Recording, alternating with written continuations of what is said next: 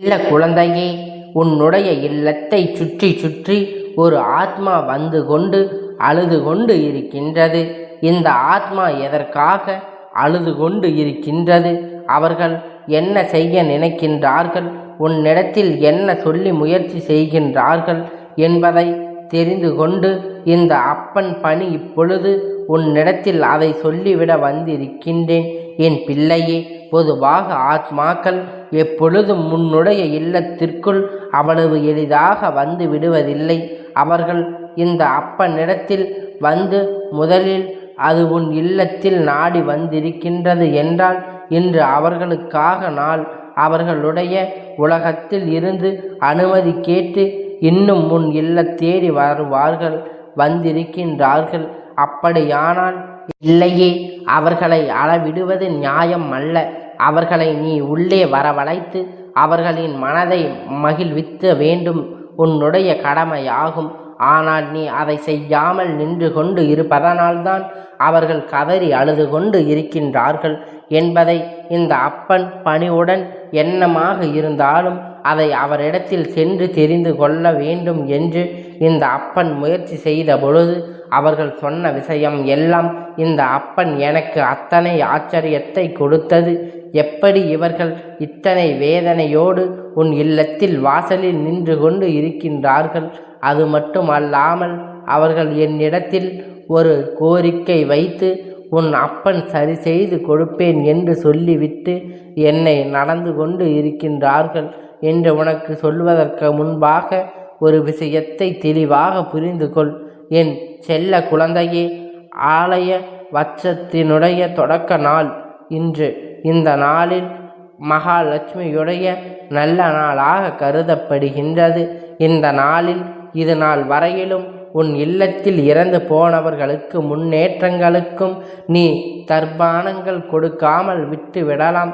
இந்த இடைப்பட்ட நாட்களில் இந்த நாளில் வேண்டுமானாலும் அந்த தர்பானத்தை கொடுக்கலாம்.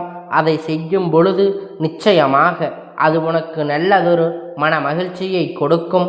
அவர்கள் ஆத்மாவுக்கும் அங்கே சாந்தி அடைய நீ செய்கின்ற தர்ம பலன்கள் எல்லாம் அங்கே நல்லதாக முன்வர வேண்டும் என்று உன்னுடைய முன்னேற்றங்களை அங்கே இருக்கின்றார்கள் சென்றவுடையே. அப்படி இருக்கும் பொழுது இது போன்ற அம்மாவாசை, இது போன்ற பௌர்ணமி என நல்ல நாட்கள் வரும் பொழுது அவர்கள் அனுமதியோடு உன்னுடைய இல்லத்தில் இறந்து போனவர்கள் மீண்டும் திரும்ப உன் இல்லத்தை நோக்கி வருவார்கள். அவர்கள் சொல்ல வேண்டியது என்று நினைக்கின்ற இடங்களுக்கு சென்று வரக்கூடிய அனுமதி அவர்களுக்கு வழங்கப்படும். அப்படி வழங்கப்படும் பொழுது அவர்கள் வர நினைக்கின்ற ஒரே இடம் இல்லம்தானே. உன்னுடைய இல்லத்திற்கு அவர்கள் வந்து விட்டார். இங்கே வரும் பொழுது அவர்கள் கண்ணீரில் வடிகின்ற நிலை. அவர்கள் வந்ததற்கு என்ன காரணம்? அதிலும் உன் இல்லத்தை சுற்றி சுற்றி அவர்கள் அழுது கொண்டு இருக்கின்றார்கள். அதற்காக என்ன காரணமாக இருக்கும்? முடிவு என் குழந்தையை நிச்சயமாக இந்த நாளில் அவர்கள் நீ உள்ளே வரவழைக்க வேண்டும். அவர்களுக்கான விஷயங்களை நீ செய்ய வேண்டும் என்று அவர்கள் நினைப்பது மட்டுமல்லாமல் அவர்கள் உன்னுடைய நிலையை கண்டு அங்கே சுற்றி அழுது கொண்டு இருக்கின்றார்கள்.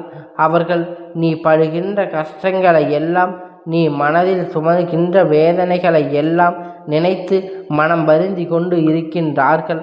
எத்தனையோ கஷ்டங்களுக்கு மத்தியில் நீ வாழ வேண்டும் என்று நினைக்கின்ற உள்ளம் அல்லவா உனக்கு. எந்த ஒரு பிரச்சனைகளுக்கும் அது இல்லாமல் நீ சந்தோஷமாக இருக்க வேண்டும் என்று நினைக்கின்ற உள்ளம் அல்லவா அந்த உள்ளம்.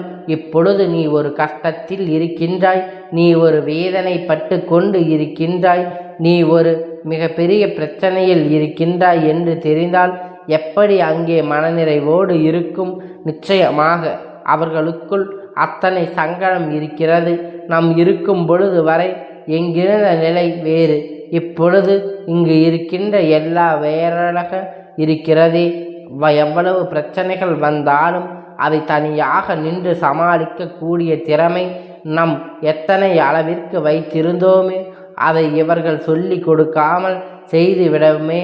பல விஷயங்களை நாம் கற்றுக்கொண்டதே இவர்களுக்கு சொல்லி கொடுக்காமல் சொல்லிவிட வேண்டும் என்று எந்த ஒரு அப்பனும் எந்த ஒரு பிரச்சனையும் காயத்திலும் தனித்து நின்று செயல்பட முடியாமல் தாக்கத்தால் நின்று கொண்டு இருக்கின்றார்களே என்று சொல்லி அந்த ஆத்மா அங்கே வேதனைப்பட்டு கொண்டு இருக்கின்றது. அந்த ஆத்மா மனதில் நினைத்த விஷயங்களை நான் உனக்கு இன்னும் சொல்லுகின்றேன்.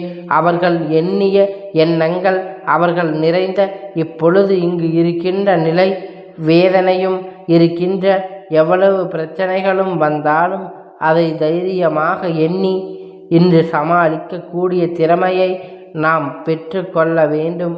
அதை இவர்களுக்கு சொல்லி பல விஷயங்களை நாம் கற்றுக் கொடுப்பதை இவர்களுக்கு தெரிவதில்லை என்பதை நீ புரிந்து கொள்ள வேண்டும். இன்றும் எந்த ஒரு காரியத்தையும் நீ தனித்து நின்று செயல்பட முடியாமல் இருந்து கொண்டு இருக்கின்றாய்.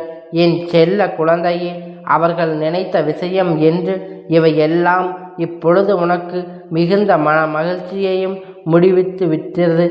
ஆனால் உண்மையில் மன வருத்தத்தை கொடுப்பதற்காக அவர்கள் அங்கே பேசவில்லை. அவர்களிடத்தில் சொன்னது என்ன தெரியுமா? அப்பன், நீ என் குடும்பத்தில் எந்த நாளும் காவல் செய்வதாகத்தான் நான் நினைத்து கொண்டு இருக்கின்றேன்.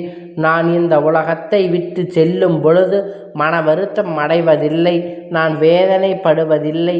ஏனென்றால் எதற்காகவும் நான் புரிந்து கொண்ட பிறகு நம் இனிமேல் இந்த உலகத்தில் வாழ வேண்டும் என்பதை தெரிந்து கொண்டேன். நாமும் இதை நினைத்து கொண்டு அவர்களுடைய அன்றாட செயல்பாடுகளை சரியாக கவனிக்காமல் இருந்து கொண்டிருப்பதும் மிகுந்த மனவேதனையை அளிக்கின்றது.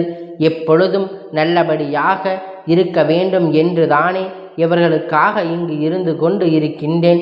ஆனால் நான் போன பிறகு இவர்கள் வேதனைப்படுவது என்னால் நிச்சயமாக ஏற்றுக்கொள்ள முடியவில்லை.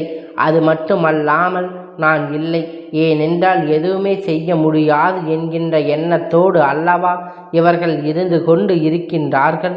இவர்களுக்கு மனதைரியம், இவர்களால் எல்லாம் முடியும் என்கின்ற எண்ணம் நான் ஏங்கி தவித்தாலும் என்னுடைய ஆசிரியங்கள் எல்லாம் நீ புரிந்து கொள்வதில்லை என்பதை எடுத்து சொல்லி இவர்கள் ஆசீர்வாதங்களை இவர்களுக்கு முழுமையாக கிடைக்கும் என்பதை எடுத்து சொல்லி இருக்கின்றார்கள்.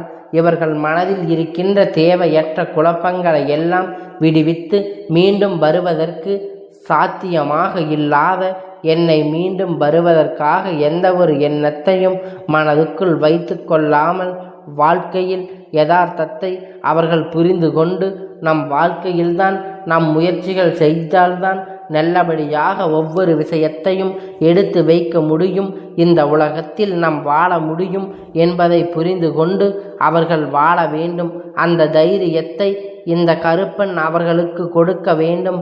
அது மட்டுமல்லாமல் போட்டி பொறாமைகள் நிறைய இருந்தால் இந்த உலகத்தில் வாழ வேண்டியதுக்குள் தைரியமாக இருக்க வேண்டும்.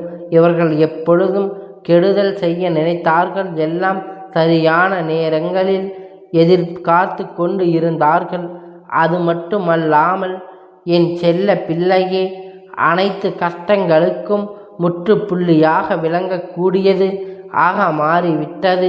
இவர்கள் நிச்சயமாக இனிமேலும் இந்த குடும்பத்தை தூக்கி நிறுத்த வேண்டும் என்கின்ற எண்ணத்தோடு அத்தனை பேரும் ஒற்றுமையாக நின்று நல்லபடியாக குடும்பத்தை தூக்கி நிறுத்த வேண்டும், நல்ல நிலைக்கு வர வேண்டும். எவ்வளவுதான் கஷ்டங்கள் இந்த வாழ்க்கையில் வந்தாலும் கஷ்டங்கள் எல்லாம் சமநிலைக்கு மீண்டும் வரக்கூடியது. அவர்கள் அத்தனை நன்மைகளையும் அவர்கள் செய்ய வேண்டும். இதற்கு மேலும் இந்த வாழ்க்கையில் இவர்கள் எதை பெறாமல் இருந்துவிட முடியாது. இத்தனை காலமும் நான் பட்ட கஷ்டங்களுக்கு பல நன்மைகள் இப்பொழுது வரப்போகின்றது. அவர்கள் எனக்கு நிரூபித்து காட்ட வேண்டும். இந்த வாழ்க்கையில் நடக்கின்ற ஒவ்வொரு விஷயங்களும் நாம் தனித்து இனிமேல் செயல்பட வேண்டும் என்று சொல்லி அவர்கள் அதனை செய்ய காட்டுப்பட்டு அப்படியே அவர்கள் செய்து இந்த வாழ்க்கையை முன்னேறினால் மட்டும்தான் ஆத்மா சாந்தி அடையும் என்பதை அப்பன் அவர்களிடத்தில் சொல்லி இருக்கின்றேன். நான் அழுததற்கு காரணம் என் பிள்ளை இத்தனை கஷ்டப்படுகின்றான் என்றால் அவர்களுக்கு எந்த ஒரு உதவியும் செய்ய முடியவில்லை. நான் இவர்களை இந்த நிலைக்கு விட்டு சென்று இருக்கக்கூடாது என்கின்ற எண்ணம்தான் ஆனால் இனி என்ன செய்ய முடியும்? விதிகள் விளையாட்டு என் வாழ்க்கையில் முடிந்து விட்டது. இவர்கள் வாழ்க்கையை காட்டினால் தான் நான் இருக்கின்ற இடத்தை என்னால் நிச்சயமாக புரிந்து கொள்ள முடியும். அதை அவர்களிடத்தில் கண்ணீர் சிந்துவதற்கான நேரத்தை குறைத்துவிட்டு வாழ்க்கை வாழ்வதற்கான நேரத்தை அதிகப்படுத்த சொல். அவர்களுடைய இந்த வாழ்க்கை கண்டதால் நான் மன நிம்மதியோடு இருக்க வேண்டும். அவர்கள் இருக்கின்ற காலத்தில் நல்லபடியாக வாழ்ந்து முடிக்க வேண்டும். சட்டென்று எந்த ஒரு ஆசையும் நிறைவேற்றி கொள்ளாமல் ஏங்குகிறையே சொல்ல முடியாமல் எண்ணம் போல் அவர்கள் ஒரு நாள் நிலைமை வந்துவிடக்கூடாது என்பதற்காகத்தான் சுற்றி வந்து கொண்டு இருக்கின்றார்கள் என்பதை அப்பன் உனக்கு தெரிவிக்கின்றேன். அப்பன் இதை மட்டும் செய்துவிடு என்று சொல்லி ஆத்மா என்னிடத்தில் கேட்டது. நிச்சயமாக அவர்கள் இந்நிலத்தில் சென்ற விஷயங்களை கேட்டு உனக்கு என்ன செய்ய வேண்டும் என்பதை நான் புரிந்து கொண்டேன். இதற்கு மேலும் அப்பன் இடத்தில் எப்பொழுதும் சந்தோஷமாக இருக்க வேண்டும். என் செல்ல குழந்தையே, அவர்கள் நினைத்த அனைத்தையும் அதை செய்துவிட்டு நிச்சயமாக இனி உன் வாழ்க்கையில் என்றுமே நல்லதே துணையே கிடைக்கும், நல்லதே நடக்கும். அப்பனுடைய ஆசீர்வாதம் எப்பொழுதும் உனக்கு முழுமையாக கிடைத்து கொண்டே இருக்கும். கந்தா போற்றி, கடம்பா போற்றி, கதிர்வேலா போற்றி, ஆறுபடை வீடு கொண்ட முருகா போற்றி.